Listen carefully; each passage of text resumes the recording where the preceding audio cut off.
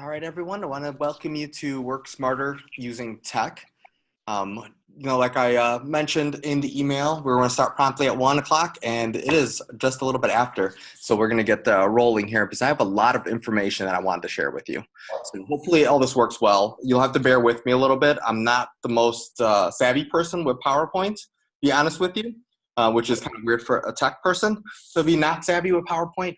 But I actually use a software called Prezi typically in person. So the way the system works, I have to use PowerPoint for this. So hopefully you guys will bear with me as we move along here. Okay, so once again, I'll welcome you to this McCormick Center training, Work Smarter Using Tech, and we'll be talking about some of the things right here, and hopefully I'll get my papers up here and I'll be able to cover some survey results. But thanks for spending a little bit of your time, an hour and a half with me, and learning this hopefully new skill set. I know some of you responded that this was something you were a little bit more familiar with at some points, so maybe you'll learn some new tips. And what I will be sharing with you today is actually how I use things, some of the tools and tips and tricks of my daily workflow that have helped me kind of increase the speed of my actions and things I've done along the way to get to that point. So first off, I'm going to share some of the answers that those of you that have completed the survey have actually done. And our first question on that was, upon returning to returning to your position, how do you intend to use the information you hope to learn in the webinar? And some of the answers that I'll pull out from here is, I want to be more efficient in using my time and organizing my work, which is very good. That's also what I like to do. And I hope to be able to use technology more efficiently. Another person looking for an efficient workflow. And then there's another answer on there, like, I'd like to bring some new ideas to the classroom and more efficiently communicate with my parents. So hopefully I'll address some of those as we go along here. The other questions. So most of you are not familiar with project management software. So you were either not familiar at all or very limited familiarity with it. Same thing with the level of understanding about using note-taking apps. So I use, and that's probably where I started, was using note-taking apps. But most of you responded that you're very limited in your knowledge there. So hopefully we can expand that knowledge as we go along. The last one that I want to get kind of a feel for where you stood was that most of you are somewhat familiar with computer systems and how to organize your work using a computer. So a little bit more familiarity on there. It was more of a question where I'm looking to see where you feel towards using your computer for this kind of thing. And the last question that I asked during the survey was, how do you think your organization will use technology to organize its work? And a few of the answers, so a good majority of you answered these questions, but a few of the answers that I picked out from there was they're very much into using technology, which is a good thing to hear. I will designate a block of time, which is awesome. So yes, we will need some time regarding these to kind of learn the tools. The person said that we'll use the block of time to actually learn a tool. And then the last one that I'll point out here, and if this was you, just keep that in mind, that I'm not sure about the organization using technology. I want to learn as much as possible and be more efficient in it. And I'll point that one out because it is something that we all constantly battle, trying to learn the new tools and share that with others, amongst our staff, whether that is a ERS tool or a QRIS tool, or if it's a technology tool and you're going to be focusing more on that. So we're together with that. We're on the same boat. And let's take a look at what we're actually going to be covering. So right now you're in that first section, which is the welcome, introductions, and warm-up activities. Then next I'm going to talk a little bit about how to use the Zoom webinar software, because it may be a little different than you're used to. Then at 1:15 or so, we will be talking about why we would even want to work smarter and what does that even mean. at about halfway through, or 125, I'm sorry, I didn't mean halfway. We're going to be talking about some to-do lists. So back in January, I was diagnosed with MS, and we'll talk about this a little bit later on, but I was no longer able to remember as well as I did in the past. So I was one of those people who never had to write anything down or wrote it down really quickly. So I had to give myself a good form of organization for my daily to-dos. So we'll talk about that a little bit. 135, we'll talk about the calendars and how to use some calendars and how to use your computer with a calendar. 145, we'll talk about some of the project management tools that we use. So I'll share what we use here at the McCormick Center. And then I will share also another tool that I found, which is free for small organizations or groups. So if you're solo or if you're in a small group of 3, this would be the tool that you could kind of look at and not have to pay for, which is cool. At 2 o'clock, we'll be talking about one of my favorite tools and how to take notes using that tool.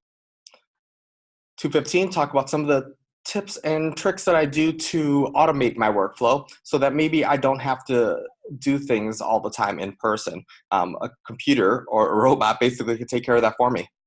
Then final thing is we'll be doing a little wrap up, and hopefully if we have time, I will be sharing a bonus little tool that I use on a daily basis. And at 2:30, we'll be adjourning and we'll be going our kind ways, and I'll be placing this under a recording and hopefully sharing that with you so you can actually look back at a later time. I know I mentioned the note-taking on there, but I want you to know that I will be sharing a lot of these tools via link. So you don't have to worry about writing down a complicated website or URL at that time. So don't worry if I'm talking too fast during that link. You'll be able to actually take a look at those in a later time. So just a little piece, and hopefully it'll help your workflow or help your actual note-taking on this webinar. So who am I? My name is Giovanni Arroyo, and I'm going to turn on my video here, and hopefully you guys will be able to see me if I click on the right thing. All right, so I started my video there, and hopefully you'll be able to see me in the little picture window there along with it. But I'm here at the McCormick Center for Early Childhood Leadership, and my job title is Media Specialist. What I do regularly is technology trainings and a lot of things based on technology. This workflow that I'm going to be sharing with you today is really based on my day-to-day work and the tools and tricks that I use. There's going to be a lot of other tools, and there's going to be a lot of other little tricks out there. I want you to look at how I'm using things, and maybe there is another tool, and we'll talk about that in a little bit. But we want to be able to get to that point. And let's see if I click on the right thing here. So the next little piece that we'll talk about is how I can actually use the Zoom software. And a lot of you have already been able to respond easily and other pieces in there. So you'll be able to share this with others.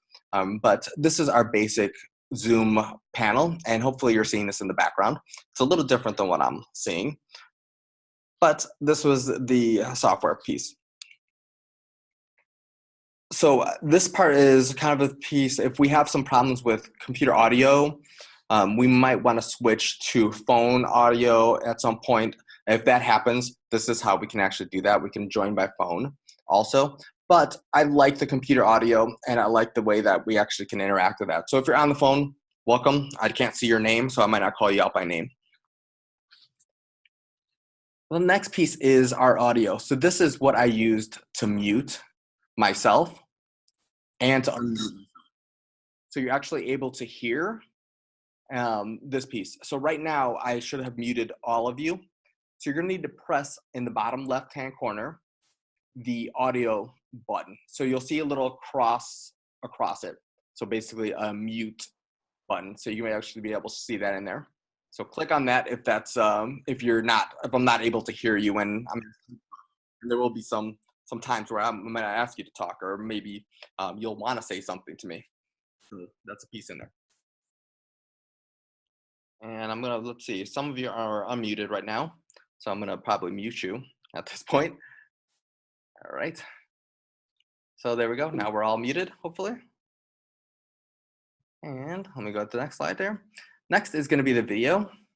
So if you have your video playing right now, there isn't a real need for that video piece. You see, I just turned mine on shortly just by pressing this. And the same thing as the audio, we're gonna have a cross off of it. So there isn't a hard part. I'm not gonna be asking for you to reshare in your video if you care not to. You can, and that's great to be able to see that as well. All right, this is probably the most important, and it may have moved when I went into Zoom. It actually changed for me, but this will be the important part of being able to chat and talk with things. And luckily for us, I have a wonderful coworker, my boss, who's actually paying attention to the chat.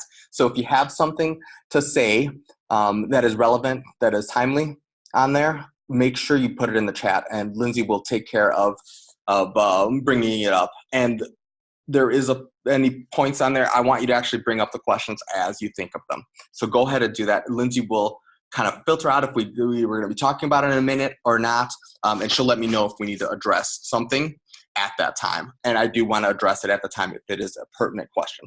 So we'll make sure we do that. All right. This is how we can send chat messages to certain people. And the preferred way is actually send it to everyone, because I think there's a chance for you guys to learn from each other along with me. So I will not be the guru, the Zen person solely. You have a lot of great ideas, and hopefully my talking here will actually incite those and bring those up in you, and you might think, hey, I can use this way. And it may not have been something that I thought of, but it could help out. You know, Cynthia might help out Bethany. I'm just looking at the first two names I see on the chat thing, but she might be able to help that person out. So we'll be able to actually look at that piece. All right. So,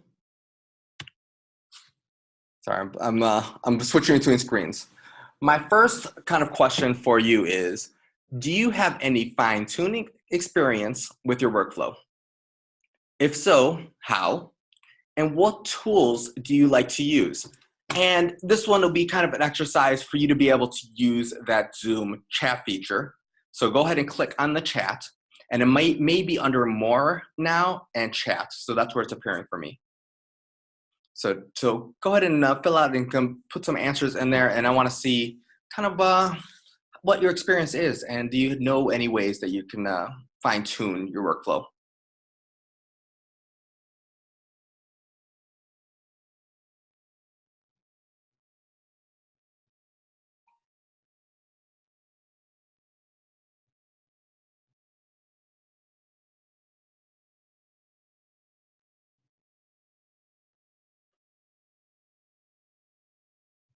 Oh, interesting answer with Trello. Hopefully I'm pronouncing that right. We don't have, or I'm sorry, I don't have a lot of experience using Trello. So you may be the expert using that for fine tuning your workflow.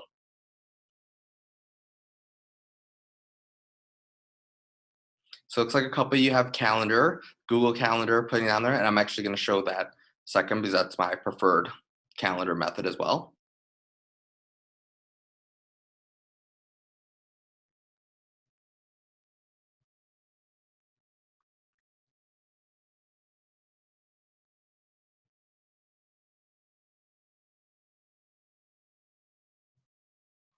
No experience is okay. Minute menu plus Google Docs, interesting.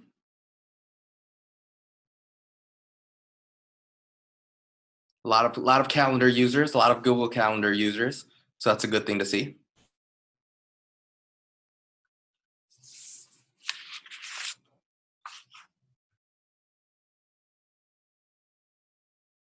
All right, everybody chime in that wants to. Post-its. that was the way I would organize things as well, and I still occasionally do, so don't think the Post-its are dead. And sticky notes, very similar to the Post-its, yes.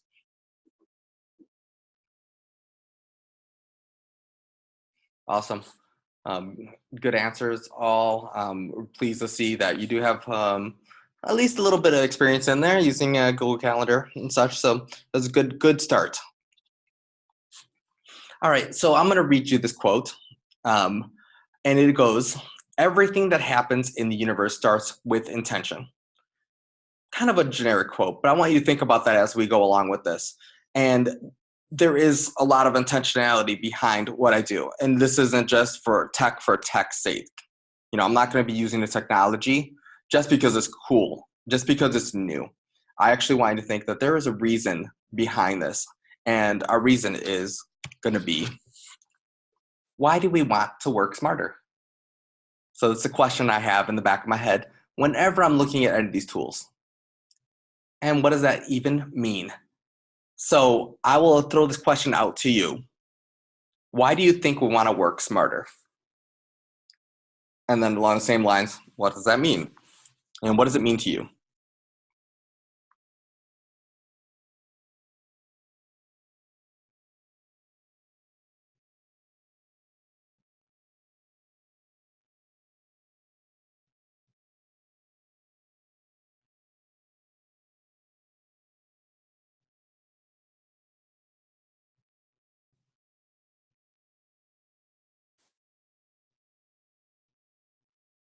Be more efficient, absolutely. To use our time to the best of our ability. Yeah, I want to be able to use that time because I only have a set amount, right? And there's only 24 hours in a day. So can I use that more efficiently? Absolutely. I like Vicky's answer there to have more time for her at the end of the day. I agree. Saving time, absolutely. And a lot more about people wanting to be more efficient.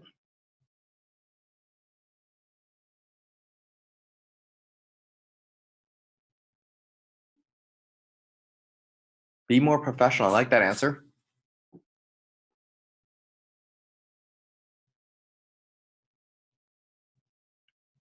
Quality work, great.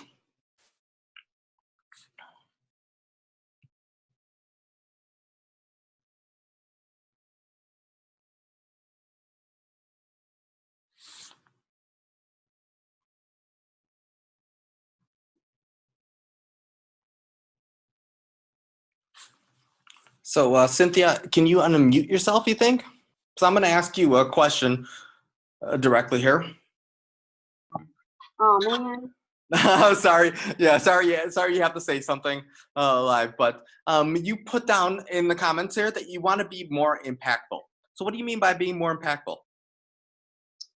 Well, the work I do sometimes seems so spread out or all over the place. So I want to be able to be more focused so that I can have more impact on the people that I am working with or serving. Oh, excellent. So yeah, I just wanted to get a little more clarity on there. So great job quickly hitting the mute and unmute. So that was awesome. Thank you.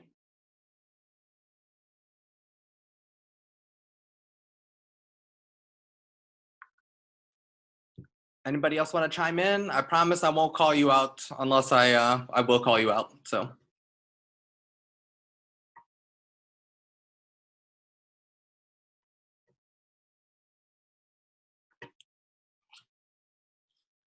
All right, so very much you guys hit the nail on the head with the what does that even mean question.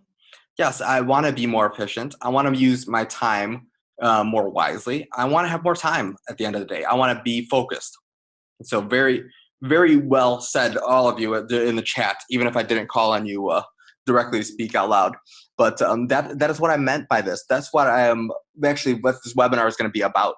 And that's how I can actually get more stuff done in a smarter way and organize myself in a much better way. So we'll dive into that on this next little piece.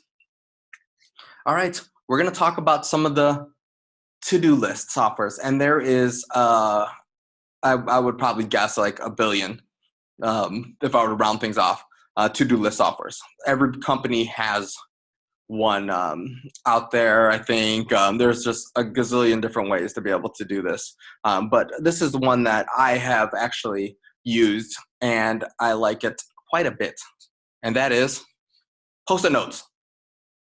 Yes, I love Postit Notes. I feel like I'm lost without Postit Notes. No, that's not actually what we're going to talk about. That is the not very techy way of putting Postit Notes up on the screen, and that it was very much how I did that.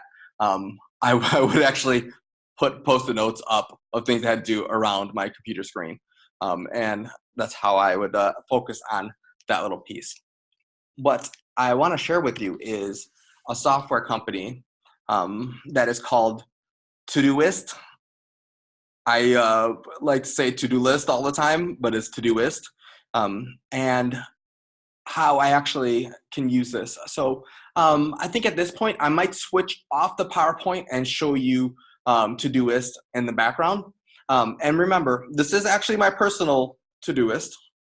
And there might be some things on there that might not be set for public knowledge yet. There might be something in the background, but this is actually the things that I want to do, and I'm sharing with you my actual workflow. So you can see at the McCormick Center's website here, my ToDoist is on the right-hand side, and that's in my Chrome browser.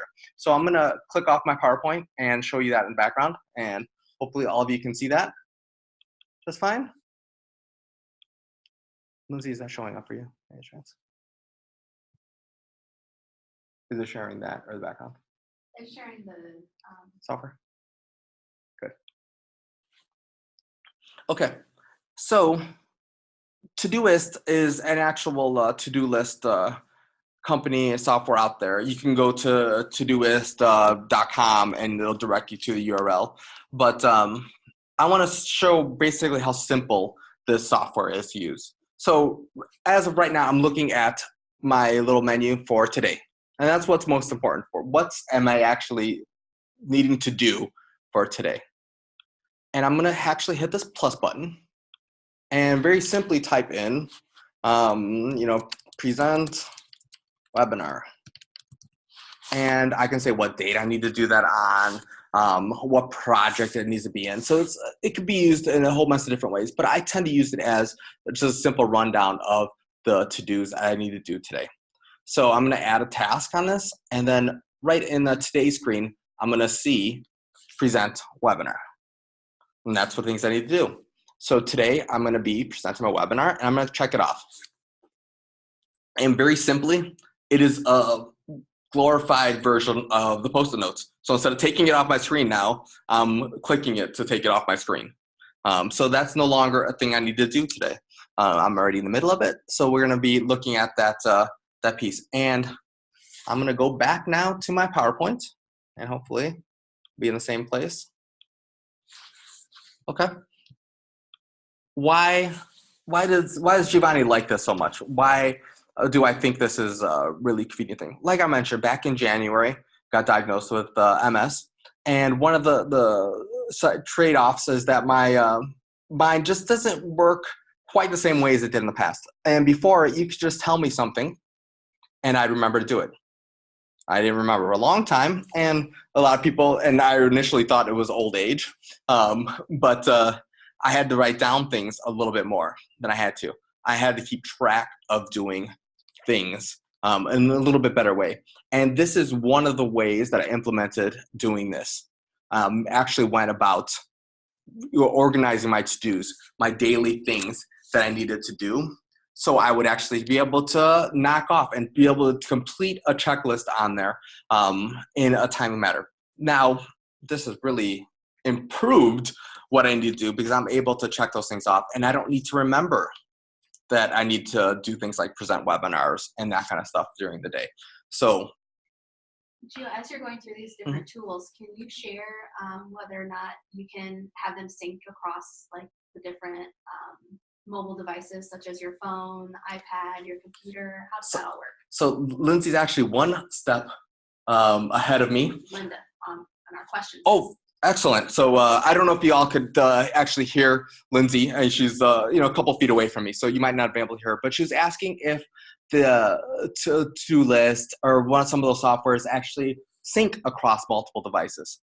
And my next slide was actually showing the screen of my iPad. And it's going to be the same for my iPhone. And if you have an Android phone, you know, something, it's going to probably look a little bit different, but it is available for Android as well. I couldn't tell you if you have a Windows phone still, if it still works on that. But Android and iOS, it does. And To-Do List actually syncs the same thing across all my different devices. So I have the app installed on my iPhone and on my iPad, and I can check off things on To-Do List or Todoist. Like I mentioned before, I'm going to call it To-Do List for everything. But I actually have the sync on there, and this is my home screen on the iPad, and I'm sharing that just to show that I'm getting notifications, I'm getting reminders to be able to, you know, check off things. These are the things you needed to do today. And Todoist actually shows all that, and it's on my iPhone and it's on my iPad, and it's with me whenever I need to, which is very convenient because sometimes I will actually pull up the Todoist when I'm thinking about it and my commute in. I have a 45 to an hour drive in. Sometimes I'm just hitting the microphone and sending myself a reminder. So I'm actually adding it to Todoist so I can see it on my computer when I'm into work. You know, I need to get this done today, or is it, you know, next week? You know, then that's how I actually have those things installed. So I have to install, yes. So anywhere you want the Todoist to be, you will need to install it on each device, but there is only one login. So my kind of suggestion is to do the initial setup on your computer, you know, where you can type the easiest and that kind of thing, and then do the login on your device. So that's very much how I did it. So I set up my initial Todoist on the computer, and then I use my login, my email address and password on the device to be able to log in, and then it syncs up fluidly between all three devices that I have it on right now. So very, very simple and very useful for me to be able to have that on there. And can you talk a little bit about how, you know, if you have all Apple products, that makes it really easy to sync it across, but you can still have things connected just by having an app on all of your devices? So Lindsay brought up a good thing, and she knows I actually made the switch on my phone from an Android to an Apple, and it wasn't a big, huge deal. You know, you hear a lot of people talking about that, and that's kind of because I wasn't into maybe a Siri for keeping reminders and that kind of thing. I used an app like this, a third-party app, so I wasn't tied into Android or iOS ecosystem all the time. So I was able to move from Android to Apple phone, you know, and if I want to, I can switch back tomorrow, and my to-do list will still be on my Android phone tomorrow. It won't be any problem there. It is a little bit easier if you do stick with one. So, you know, if you came to my office space right now, you'd see I have an Apple computer, you know, an iPad and iPhone, you know, and it's just a tiny bit easier, but I did have a Motorola tablet before, and I did have an Android phone and an Apple computer. So it wasn't the be-all, end-all to sticking with those. I kind of think of it as the best tool for what I wanted to do at that point when I'm looking for a new one. So don't have any preferences. You know, I definitely couldn't put that out there. But currently, I am on all Apple devices, so I do have that bias in there a little bit. So here is actually how Todoist looks on my iPad. And you'll see that the lists are exactly the same whether I put them on the computer or I put them on the iPad. And I can add things on the iPad or iPhone all day long, and it'll be able to sync up with my computer, and I can bring it up there anytime I want. So let's say one of you wanted to find out something more and it wasn't something we were talking about today, I can easily put that in my iPad and have it on my computer when I get back to it. And lastly this is actually from Todoist, but they're sharing the fact that you can actually sync up between all of them. So yeah, definitely a very powerful piece to be able to sync up all your devices. So when I'm on the road, I can be, you know, my phone can have the same to-do list as my computer has on it. Does anybody else have a favorite that they're using currently?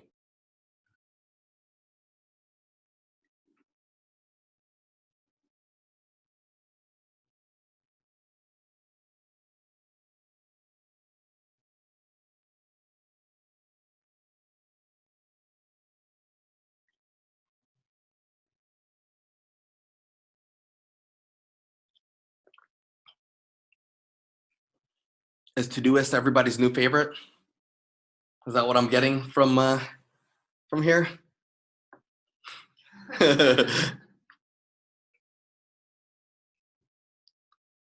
Yeah, I think it's a very useful piece to be able to keep those to-do lists out of your head and off your notebook, and putting them in a place where you're going to be working on them. So yeah, it's convenient. Oh, I forgot to mention one little thing on there, and something that I should probably mention right off the bat. I like free stuff, and Todoist is a free app, and the using it is actually free as well. So I don't have to pay for it, which is really a nice thing. So you can actually try it, give it a try and see if you like it, if something you can actually fit into your workflow. So there'll be some investment in there, but yeah, it's just your time instead of actual dollar amounts. So really, really kind of cool piece in there. All right, I'm going to move on to one little piece because I do like to talk about Google things, and we like to give Google a lot of information, and what Google gives us back is some really cool tools to be able to use.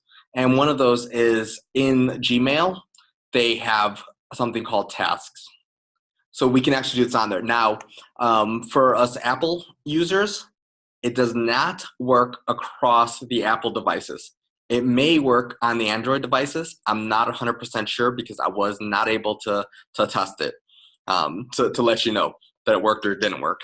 But I know it doesn't work on the Apple devices. But if you're on the computer and you go into Gmail, and I'll do it right on here, so let me switch back here.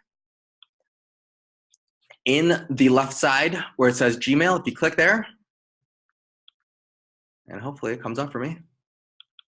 There we go. And then on the very bottom, it says tasks. I'm going to click on tasks, and a task will come up very much like a Google Mail will. And we can add a task. So I can add, and then hit enter there, and it's right there. And I'm able to check it off on my tasks, and it crosses it off. So very similar to way I'm just really simply putting a piece of text in there to be able to add it and be able to share that piece on there. Now, like I said, it doesn't. The thing is, it doesn't go across my devices, so it doesn't actually share with my iPhone, with my iPad. So I would have to be using it for a reason there. But it is also free, and if you have a Gmail account, or if you have a Google account already, it is something that's included in there, like I just showed.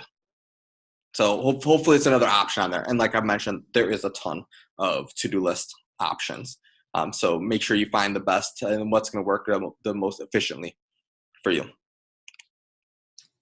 All right. A lot of you mentioned the calendar. And you're using Google Calendar already. Well, so am I. And you're going to see my actual multiple calendars set up on here.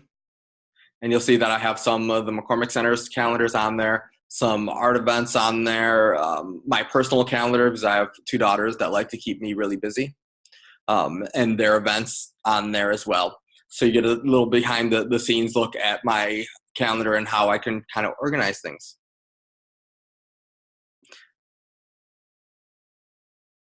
So yes, exactly. Vicky, I think that the task will only be on Android devices. I couldn't tell you 100% for sure that it'll go onto an Android phone or tablet, and I haven't tried it on there yet. But I think because of the cost-wise, Todoist may be the way to go because it doesn't cost me anything. So you can definitely try it out as well. And neither of those pieces will give you any cost or any charge to it. So yes, try out and see which one you like better. So calendars are one place where I like Google's implementation of it probably the best. And one of those reasons is how it's formatted. Very simple and kind of how I think about things. So I want to know what I'm doing. So you can see it says untitled event right now. When, then is it, do there have any details? And this is the kind of cool thing, so that where, so enter location, if you put that in there, if you put in an actual address on there, it will work with Google Maps to be able to give you a kind of heads up there may be traffic coming up. So maybe I had an appointment at 2 o'clock that I need to attend. If I put the where or the address in there, that Google knows that I need to leave by 1:30 to make it to that 2 o'clock appointment. So very, very neat kind of piece on there. And this does sync up even if you're on different devices. So I have Google Calendar on my iPad and on my iPhone, even though it is Google's. It actually goes across those, and it actually can pull up the map information just like it would on Android. So there's no reason why you couldn't use a Google Calendar. One of the other cool things that I'll mention on there is the way that calendars actually can be almost predictive. I want to say maybe better being is that it's kind of smart with the things. So I'm going to show you an example of that here in a second. But I want to add something at 1 p.m. So I'm going to skip out here and go into my Google Calendars and pick a day. I'm going to say, let's do 3 p.m.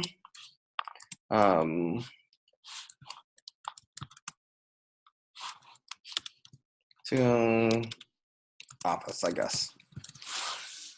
So it really didn't matter what I typed there in the second part, but here I'm going to select what calendar is for.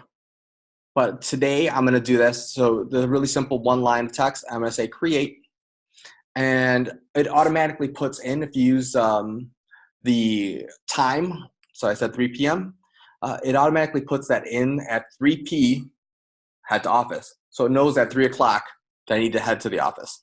And it actually enters that information in there. You can actually do this with locations too.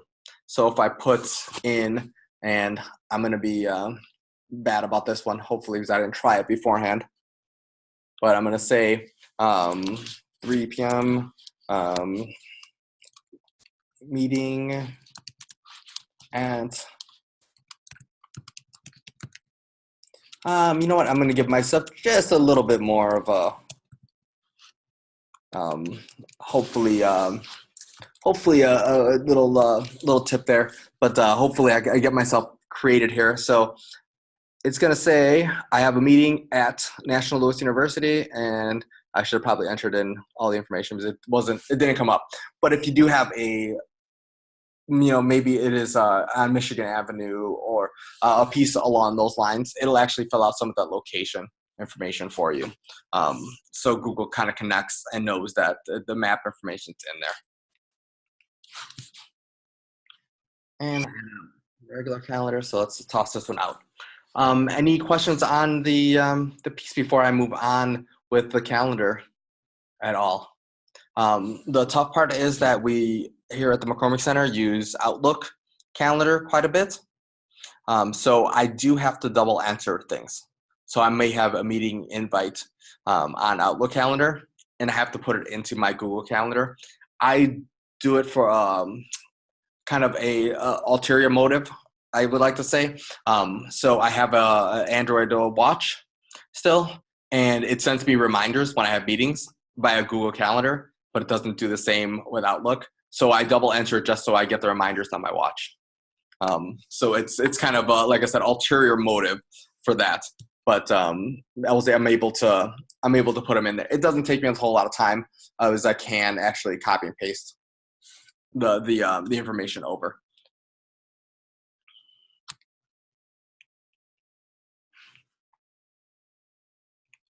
And you guys will have to bear with it a little bit because I'm going to have duplicate slides. So I like to put screenshots of things in case my my backup system of actually showing it to you doesn't work. So I like to have those in the background. So that's why those two slides, I just kind of skipped through them quickly. But this third slide will be my actual iPad's view. So I took some screenshots of my iPad so I can show you how it looks. And this is the weekly view on there. But it's actually showing some of the things that I was doing. And that blue line is what time it was. So it's actually able to look at some of those pieces and help me kind of lay out what I have on top of each other, what my family's doing at the same time, what other people at the center are doing. And you can see that Thursday looks like it's pretty clean. So hopefully Lindsay doesn't give me too many tasks for this week, because she's going to see that I don't have a ton of things scheduled yet. Any questions on calendar before we move on to one of the big pieces here?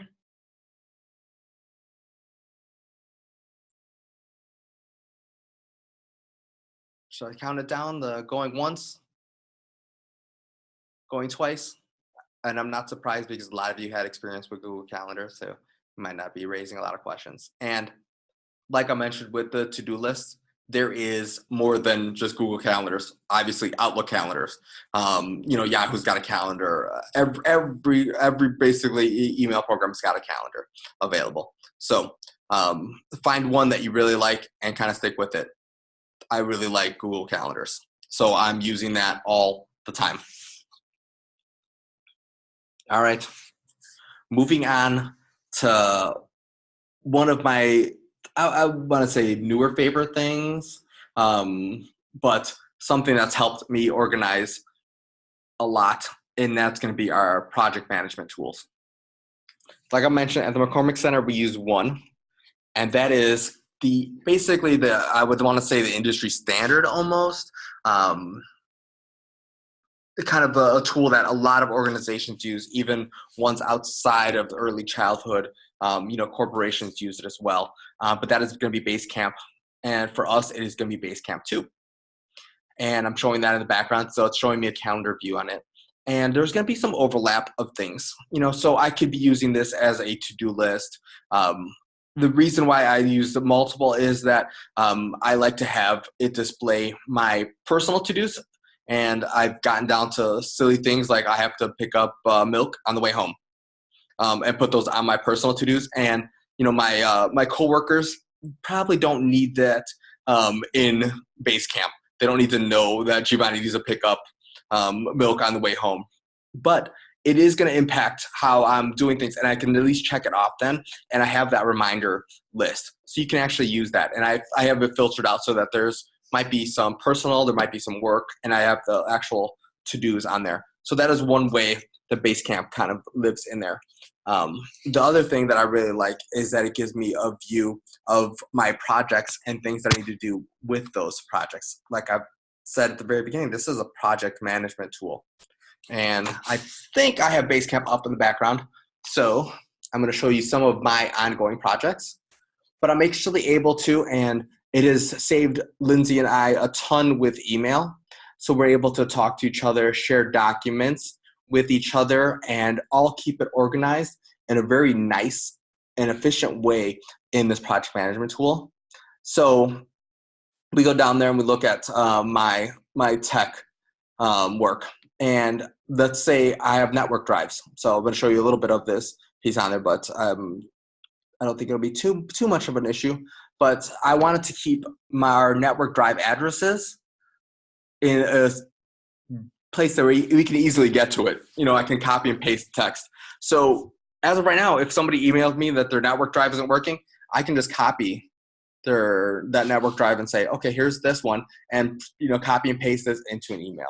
So I'm able to share that on there. If you look up on the top, I can see what is due for me today, the progress, the calendar, basically everything that is going on at the McCormick Center that's been put into these projects. And I have some favorites on there that I'm going to all the time. And I have other projects that I'm involved with as well. So it gives me a neat and easy way to do. And it is just simply adding text. And I'm actually able to organize myself. So I'm going to know that I might have a to-do in tech work. I might have one on the website, and I might have one in MailChimp all at the same time. And they're all due today. So I can find that out very simply by going over this. And there may be a comment. So Lindsay might have put in there, oh, you need to update this page on the website. Okay. And she gives me a link to that, and I'm actually able to go right to that link and be able to look at certain things on there and be able to comment on it and drop documents in, and she's able to get those pieces. So it's been very, very convenient, very efficient for us to be able to work on a project together. All right, so that's enough of Basecamp. I'm going to show you the free tool that I found that I like quite a bit, and that is going to be called Asana. So this one is also another one where it's free to a point. So if you're using this, it is kind of doing the same things as Basecamp, but in a different form, a different way. But you can use it for free for a period of time. I think my account, I don't think I'll ever reach the maximum. But if you get up to 10 people, it might be time to be looking at a tool like Basecamp. But for an organization that has, you want to organize that project for one person, for 3 people, this might be the right thing to do. Play around. Okay, so there's a good question on it. I didn't want to show you concrete examples for doing certain things on there, because I do believe there is a lot of power in playing around with something to help you learn it. So I think that following along tutorials, you can see there is, even on this one, there is a simple help area. You click there and it gives you quick starts, and being able to see those videos in there is going to be a piece that you can use to learn it. Basecamp is not free. You have to pay for that tool, and there's going to be a monthly charge in there. I can't remember what it is off the top of my head. I think it has to do with organization size. So you want to be mindful of that before you do it. But Asana for small organizations is free. So you'll be able to play around with it a little bit and see if it is something that is being more efficient for you, something that's saving you time. So you can see on mine, I set it up like a board, and it was added basically a simple project, which is going to be webinar. So I wanted to make sure that I would be sending out a pre-webinar email. And even though I had to send a correction because I had the link pasted in wrong, but I sent you guys that afterwards. But you're able to complete the survey anyway. But I was able to send out that pre-webinar or pre-webinar email. And very simply, I just checked it off. I'm saying, hey, I'm done. And just like Basecamp, I can add descriptions in, or add text in here, add comments in there. And this one, you actually have to drag over documents into to get it to show up. So not as fluid, I think, as Basecamp is, where it automatically came up. Here I have to check off that I want to add a document to it. Got it? All right.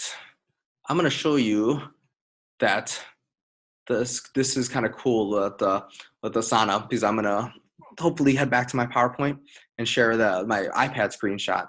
So Basecamp and Asana both do this. And that is be able to sync up immediately with my computer. So I'm on a wireless network here at work, and it's kind of crazy, but we've actually done this one in person on Basecamp. But as I'm typing, the person who is also involved in that project is actually able to see what I'm entering in as a to-do list on there, or might be adding a new part of the project. So Lindsay could say, you need to add this page to the website, and it's on my project for a website, and she puts in the link, or I put the link in, and we have it, and both of us actually have that. So we're able to collaborate on this one piece. So it is very, very nice to be able to do that, and I have it on my iPad. So during meetings, it may look like I'm not working on things all the time, and I'm kind of messing around on my iPad. What I tend to be doing is actually adding things to my projects, being able to add things in there, and then being able to take care of them right during the meeting, so I don't have to keep a long list and remember what I needed to do. So that website project might be, updating the page, and I'm going to be able to add it in there during the meeting that we're talking about updating the web page. So really a neat kind of thing to do. And it syncs up immediately, both Asana and Basecamp with my iPad. All right, so this is the iPad's daily list. So you can actually see some of the things that I have coming up on there. So really a neat way to be able to look at my tasks. So very similar to the me checkoff in Basecamp. So it does almost all exactly the same things that Basecamp does. But like I mentioned, it is a free tool to be able to do. And here is one where you might have seen it in the background, but mentioned that help. So that was that one piece on there. And hopefully this works for you guys as well. And no, it doesn't. It wouldn't bounce over. I have a Zoom feature set up on my my computer. And you see what I need to do for preparing slides. My calendar view, just like Basecamp has. Okay, one of my favorite things, and maybe you already have an app that you're doing, but do you have a favorite app for note-taking? If you do, what is it? I know at least Lindsay could probably guess what my favorite one is.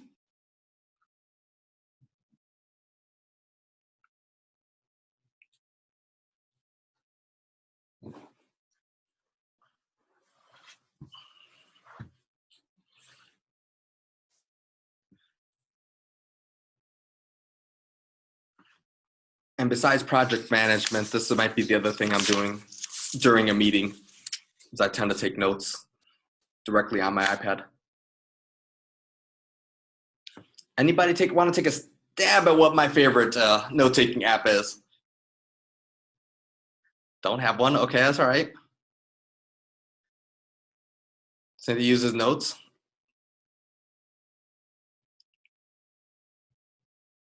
Linda, I like the Post-its. I don't carry Post-its in the meetings though, so. Notes app on iPhone, awesome. Sue says pen and paper. I've moved on. I used to use pen and paper, but I don't any longer. And I see Dr. Latrice said EndNote. I'm not sure. I haven't taken a look at that one, but it is not surprising me. There is quite a few of these.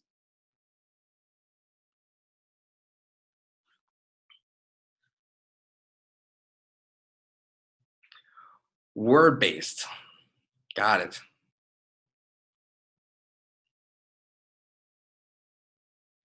I tend not to be in Microsoft Office if I don't have to. Of course, I'm showing you this in a PowerPoint right now, so that may not be the best example. But I use a lot of Google Docs for things. So I may be doing a simple thing like that there. Lindsay, do you want to take a guess what it might be? Mm-hmm. What is it? Do you know? Yes, Lindsay knew exactly what my my favorite note-taking app is, and that is Evernote. And that is Evernote right there. I like Evernote because it syncs up around my many devices.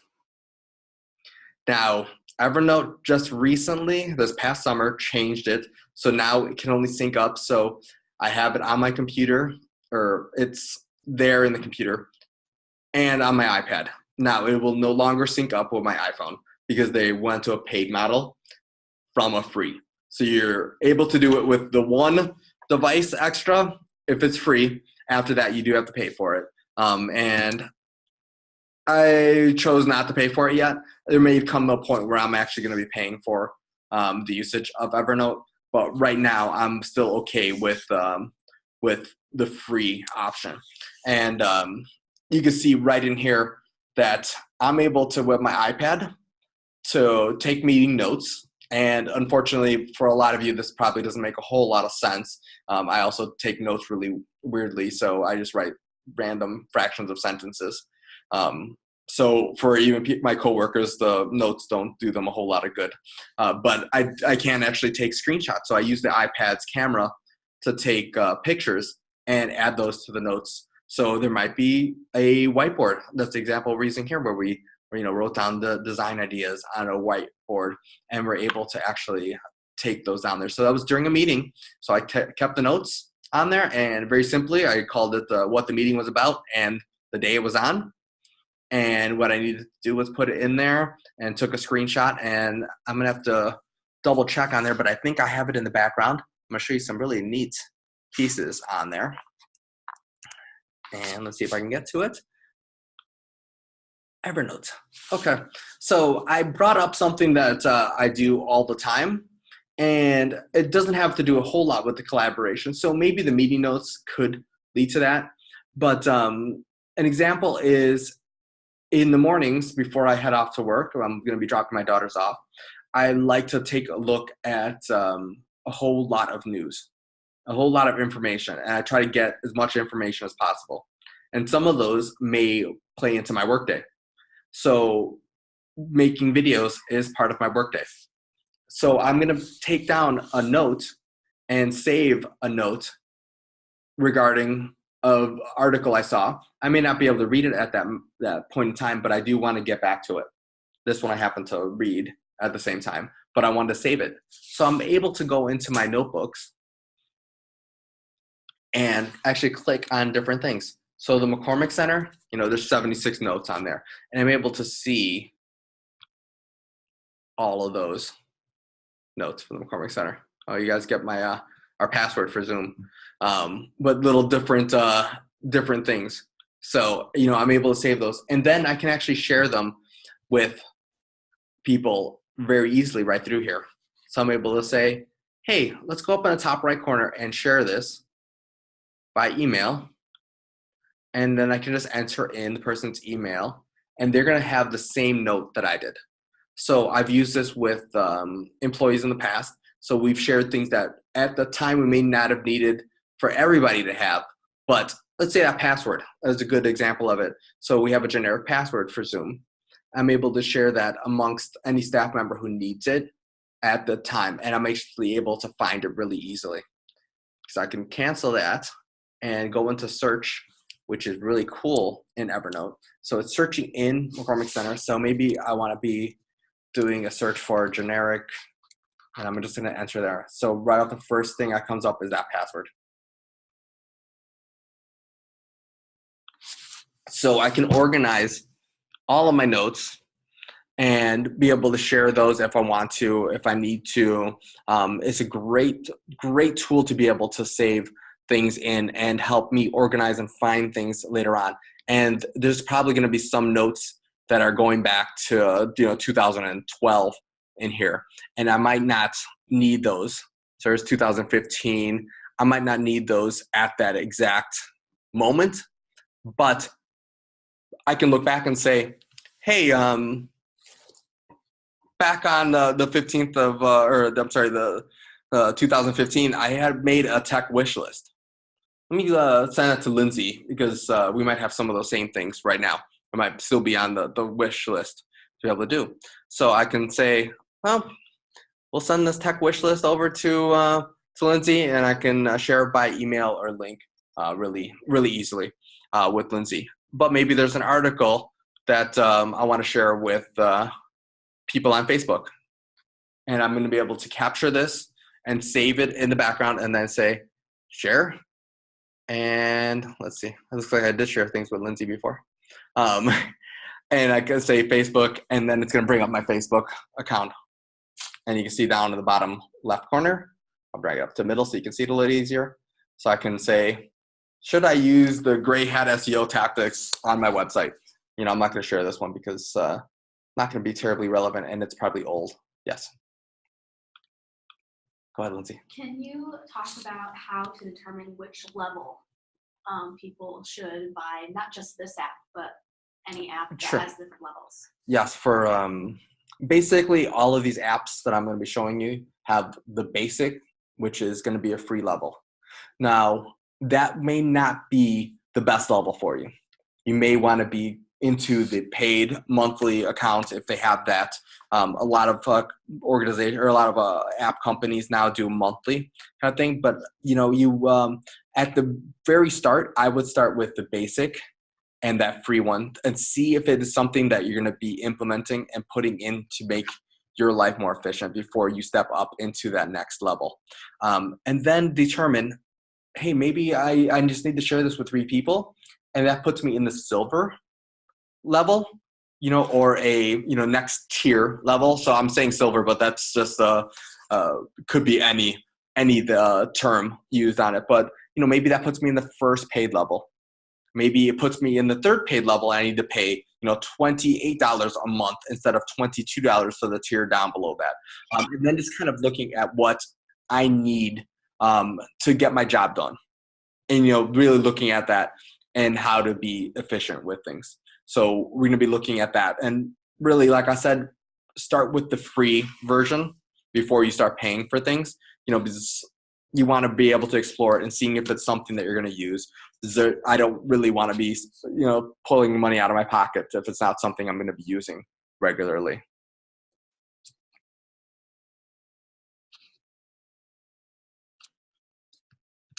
All right. So that is some of those project management and note-taking applications. I am right on time, I think, or a little bit behind, or am I ahead? Oh, cool. Actually, we're looking ahead. Hopefully that clock is right. But that means I might be able to share with you my bonus tip. Let me get through some of these slides. So I'm going to point out some of the pieces in here.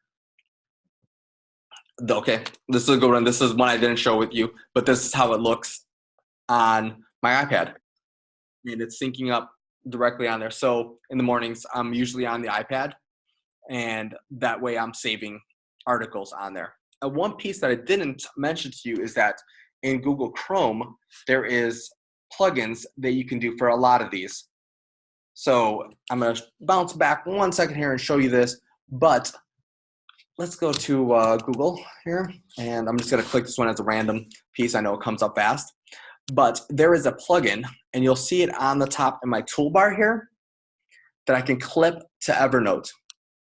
So as I'm browsing around the internet, I can actually do a quick save to my Evernote. So I'm going to click on this, and then a little box comes up that I want to share and save my article and where I want to save it to. So maybe it's apps to try, and I'm going to save this article. I'm not going to click on save here because it's just going to put up the Google background, but you can see how simple it is. It is time consuming to set it up at first. And I say 5 minutes time consuming, not 3 hours to set it up. But it is, I had to log in, I had to set up my account and tell it what to pay it is. And then I had to do the same on my iPad and be able to do that. But once the setup is done, this has been very efficient for me to be able to save articles. And I'm able to go to a place like Google News, and maybe hopefully it comes up quick as well, so you guys aren't sitting there. But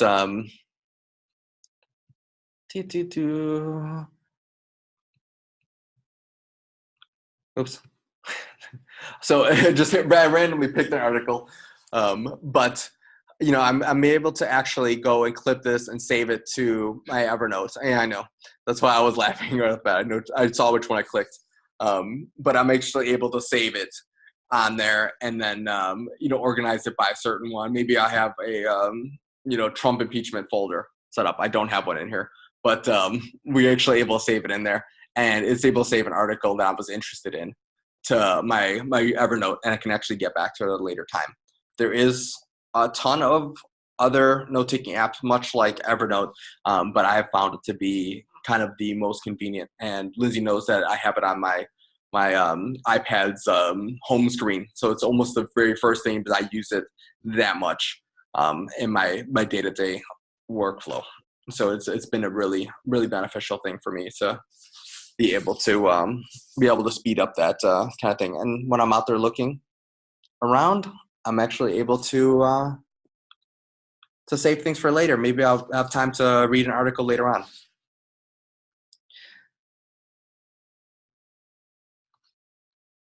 All right.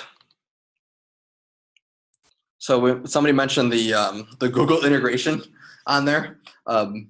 Lindsay knows, and I'm actually doing a training. I got confirmed for our room earlier today. But I'm actually doing a training on using Google, and it's called Put Google to Work for You. And that is going to be in February, and it's going to be downstate in Bloomington Normal. So that's a little plug for that. The registration is not open or done with yet, and the room just got confirmed today. And so little piece to keep your eyes open for in the future. All right, so this might have been falling at the same time as the project management, but I'm going to talk a little bit about the automation. And there's a piece in here where I was a little hesitant at first to talk about. So you might have seen some things that McCormick Center does in the background, but I'm going to share it with you anyway. And I would be untruthful if I didn't say that social media, some of the mail things don't happen automatically.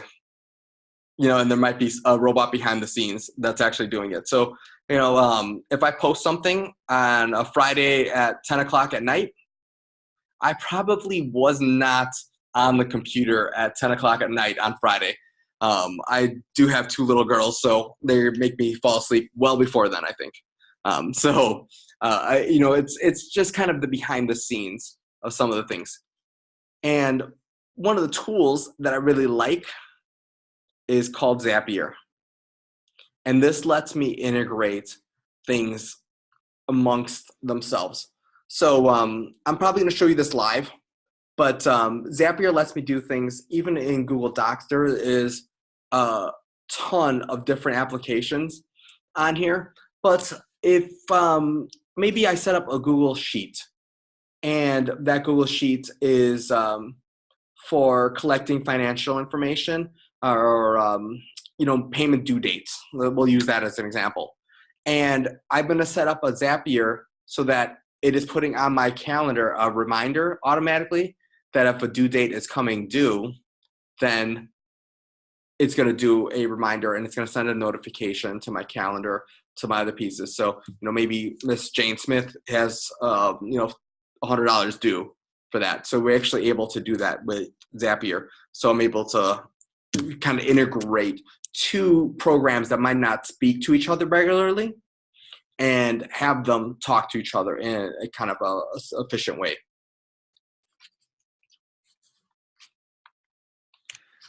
All right, here's I'm going to show you these in Zapier Live as well, but here's a screenshot of some of them that I have set up.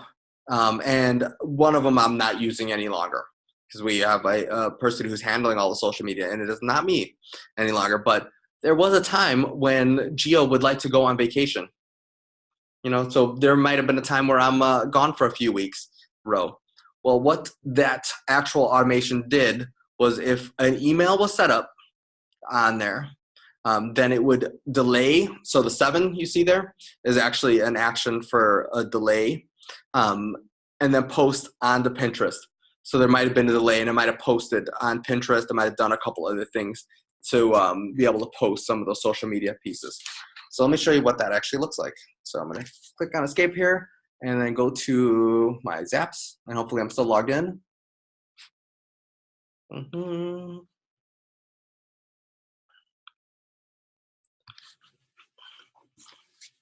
All right, so hopefully you won't see this. So anytime a new campaign was set up, so that's the very first thing, I'm going to say, what is happening here?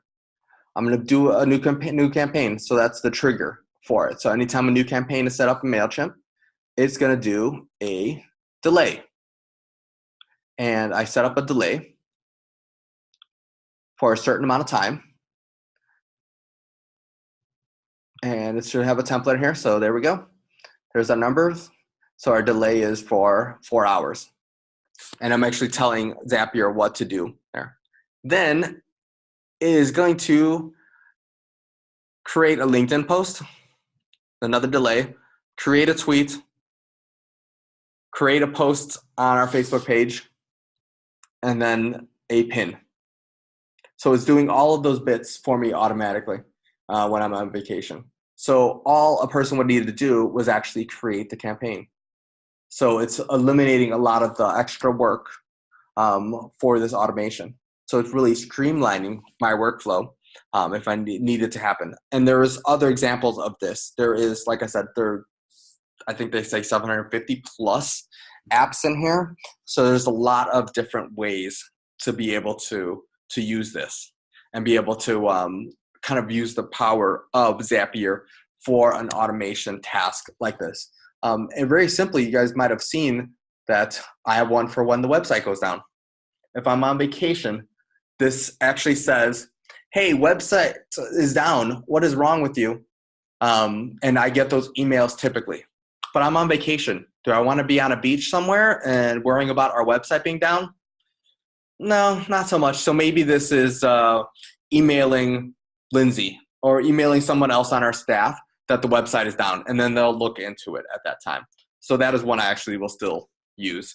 But that is a nice thing to be able to do and be able to actually streamline things. And you can see that in Zapier, I use a ton. So there's different ones for social media, Basecamp, kind of a piece in there.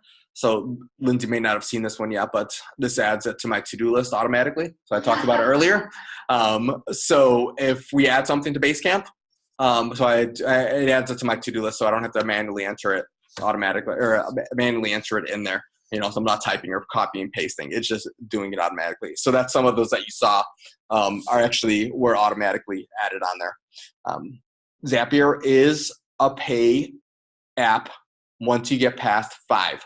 So you see how I can only do these 5 right now if I had a free plan. So my suggestion is going to be start with that free plan, try out some of these, see if there's apps that you're regularly using.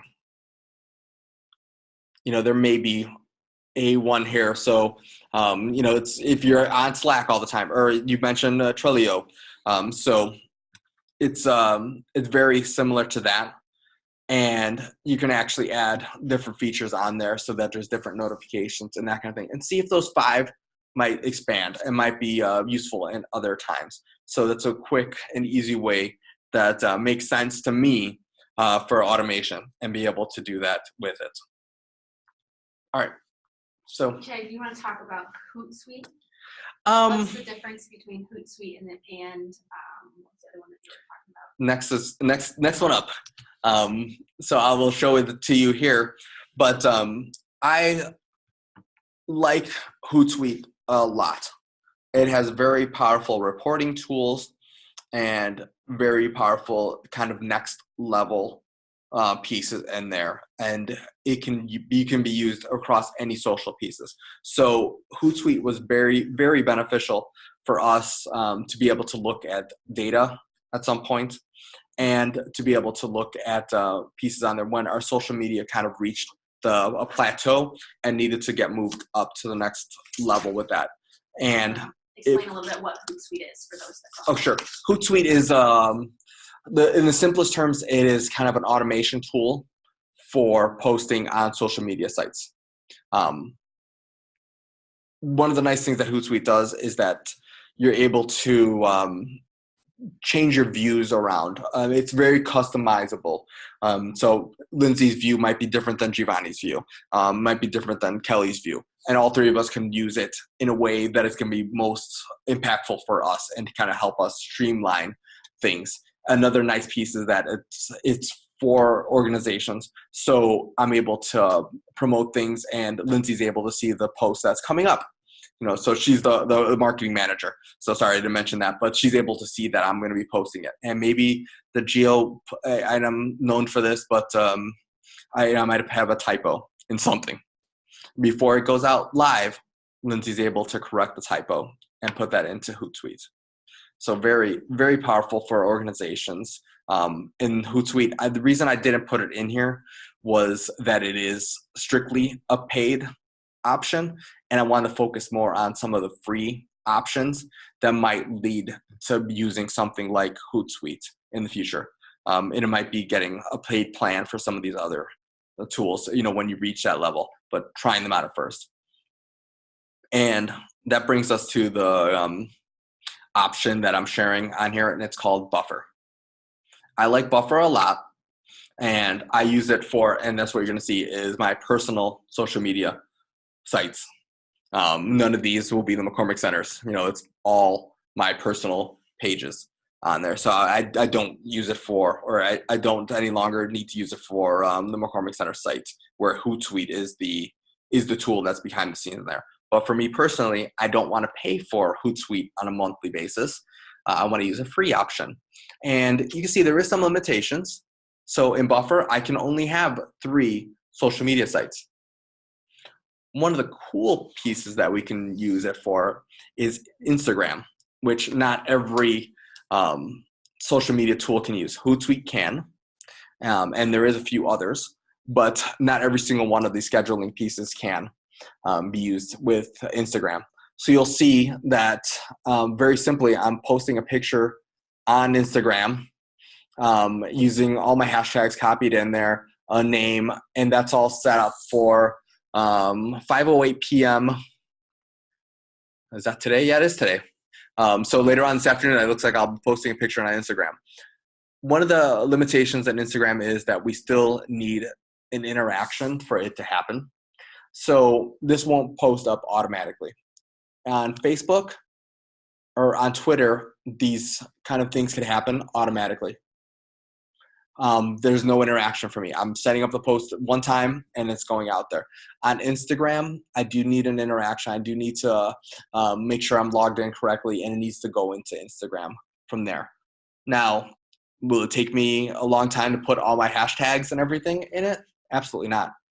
And I can change the schedule time, so we can make this, 5 o'clock in the morning. Not that I would ever post at 5 o'clock in the morning, but I can actually change those around, and we can be more analytical and more paying attention to, okay, I am getting tons of hits on a post that's happening at 5 o'clock on Wednesday versus the post that's happening on Tuesday at 5 o'clock. So maybe Wednesday is the better day, so I can schedule out my posts to be those times where I'm getting the most engagement and most paying attention to that. And it is a ton of social media and marketing end that you kind of look at those tools at. But the be-all, end-all in it is that those are the times that I'm going to be getting the most engagement, getting comments on it. Most people are seeing it. The most people are putting their eyes on things. So that's when I want to post. If I posted this up at 12 o'clock and today, or 12 p.m., most people are working. Most people are not going to see this kind of post. So maybe a 5 o'clock works better for me. All right, so we had a question about LinkedIn. Hootsuite works with LinkedIn, and you can actually connect different accounts in Buffer, but you have to choose 3 of them. So if LinkedIn is your place, then you can actually use it for LinkedIn and Twitter. You might be, two Twitter accounts and 1 Facebook account. It could be a LinkedIn, Facebook, and Twitter. The ones I chose here are Instagram, Facebook, and Twitter. So those are the accounts that I chose on there. But for the free accounts, it is maximum 3. So that's the thing to kind of think about when doing that. But it does sync with my iPad, which is kind of nice. And hopefully I can click on that and I have a screenshot for you. So this is my iPad view. So you can see that I'm sharing a couple things on Instagram via my iPad, and I'm actually able to preview them and do that kind of piece on there. So, and we got a question on Android. Yes, it is Android friendly as well. So all of these actual apps, I'm almost positive every single one of them goes with not device specific. It's not an iOS device. Even if I'm sharing that, it is also an Android device. So a lot of it is because I use it on Android before. So hopefully that answers your question. This is the screenshot of it on my iPad, just showing how many things are coming up and what I have scheduled out. So, you can connect it to that, probably answering your LinkedIn questions, connecting your profile on LinkedIn or your page on there. So you can actually do it for organization pages and on Facebook as well as on LinkedIn. So if you have an organization page on either of those, you can actually connect them as well. You might want to look into Hootsuite though. It might be that you're getting to the point where you want that deeper information on there, and some of the Hootsuite specific analytics based on there. All right. So before I show you the bonus thing, so we're getting towards the end of our time, I do want to talk a little bit about what we've covered as we've gone along. and then throw it out there if there's any questions that we have on there.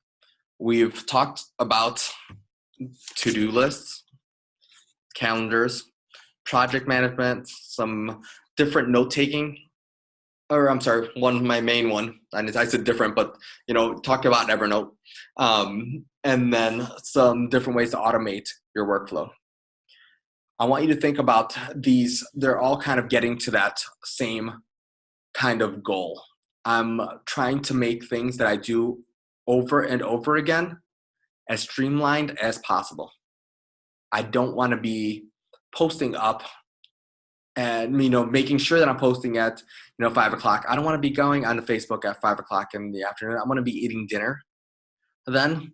So I might be sharing that and posting that piece on Buffer, and then saying, post these 15 things out there at 5 o'clock on Facebook, and then it's done for me. And then I'm not worried about actually doing that. And I'm actually able to improve my workflow. Any questions as we've gone along?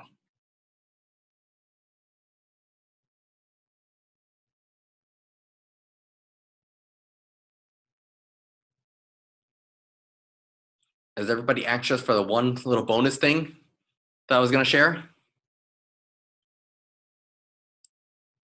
Yes, multiple days. Dr. Teresa was, yes, I didn't mention that in it, but you can set up a schedule in Buffer. So you're able to actually say, Monday and Fridays I'm going to post, and then you can actually press a simple button and it schedules it out automatically for you. So very, very simply. And then Hootsuite obviously does that as well. Very, very fluidly, and we're able to set up our times and Hootsuite as well. All right, few minutes left. I'm thinking that clock is it's about on time. Sorry, there's a clock in front of me. One of my favorite tools in the last time has been 1Password. So I get into this a lot because of a TV show. And when it first started, Lindsay was sitting right next to me, so she knows I was obsessed and kind of paranoid at the same time. But there is a show about a hacker called Mr. Robot. And I basically came back and went and changed every single password I have and made sure that they were difficult and they didn't have any dictionary words in them. So I basically went crazy and was completely changing everything I had. But the problem is that I also had to remember 100 passwords, or have them down in a notebook, or have them someplace on an Excel sheet, someplace where I would be able to get those passwords, where 1Password has kind of fixed that issue for me. So like the name describes, 1Password literally has one password. So I have to remember a single password for it now. And hopefully none of you will be hacking me too much. So let me click out here and hopefully bring up 1Password. And I should have had this loaded before. But this integrates with the web very nicely. So there is 1Password that I needed to remember on there. But from there, I'm able to save. And the initial time, I still need to enter the password. I still have to remember that. But after that, it will basically just remember all the passwords. The nice thing is that it is also eradicated. So you see where it says password there? You guys can't see my Adobe password right now. I'm able to go in there and copy this, and then right now it's copied, and paste it into Adobe if I wanted to. And it does that. So it kind of eliminates the need for me to remember what that Adobe password is. And I'm able to generate. So let me close this one down, and I'm going to see if I can bring it up on here. But I'm actually able to generate passwords as well. So now I have a crazy password, and I can fill that out and generate those. I'm able to say, make sure you're having this many digits or this. So you're going to see these in some of the rules. But I'm actually able to build those difficult passwords, fill it out, and 1Password remembers the password for me. for a website like Buffer. So you'll see, that's if I hopefully have this in there. Nope. There we go. So zap your head on. So it's actually able to log in from you just by clicking on things. So I can search on there. Let's go to Adobe. So I know that one will work. So I've done that recently. And I'm actually able to click on it. And it goes straight into Adobe. Logs in for me. And now I'm logged into Adobe without ever having to touch anything. It remembers my username, remembers my password on there. And that's just because I did it once and I had one password running background. One password is free to a point, but you're going to have to do a trial, and I think it is fairly inexpensive at that point. So let me see if I can find that pricing for you really quickly. And remember, this was the bonus one. So there we go, pricing. So pretty inexpensive. You know, not a terrible cost. And I think that after you try it, it might be something that you're going to want to pay the $3 a month for. You know, it might be worth it for you. So sync it up on there. Now, it's another one where I would set it up on my computer. So I always log into a website first on the computer, but it syncs up with all my other devices. So I'm able to go onto my iPad and grab the password that I need. Or it does it automatically. Some sites are or apps actually have that ability, so they sync up with one password. So very, very beneficial and really a nice thing. And Dr. Latree said it has to be a trusted site. It is encoded and it's very, very well stabilized. So yes, it has to be trusted. It is going to be my worst day when I hear someday that it gets hacked, and that might actually happen. Because there is no site that's unhackable. But it is very trusted right now, and they have a lot of safeguards in place. So I've looked at a lot of that before I chose one, which site would be the best one to be able to keep all my passwords. Because like, remember, this is based on my being paranoid because of a TV show. So I made sure that it wasn't going to be something that was easily hacked. So we were able to look into that. So yeah, thank you, Mr. Robot, for making me all crazy on that. All right, before I get ready to sign off and ask that last question, because you guys will be experts in this as well. Did you have any aha moments or any light bulbs going off that you would like to share with others? So maybe you think how I can use this in my organization, how I can use this at my center or my family childcare place right now.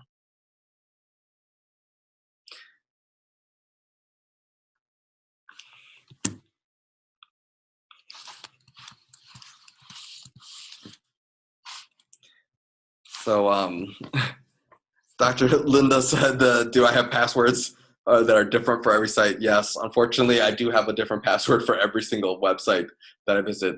And I only have one that I remember. So yes, that was part of my paranoia, that I had to go and change all my passwords so that they're all different from each other. Yeah, definitely. There's a lot of information. You know, I know that getting into this, we get a lot of things, and it can be a little overwhelming. So think of it as this way. Be sure to take back one piece of this, and remember that maybe it may be that one piece that you're very excited about. You know, you saw Asana or you saw Evernote, and you're excited to try it. You know, it's something that you're looking at, and hey, I can use this all the time. You know, and being able to use that as the piece. So take that one piece with you. Hopefully you guys spent the last hour and a half. I'm gonna end the meeting for all of us and sign off from here. Thanks.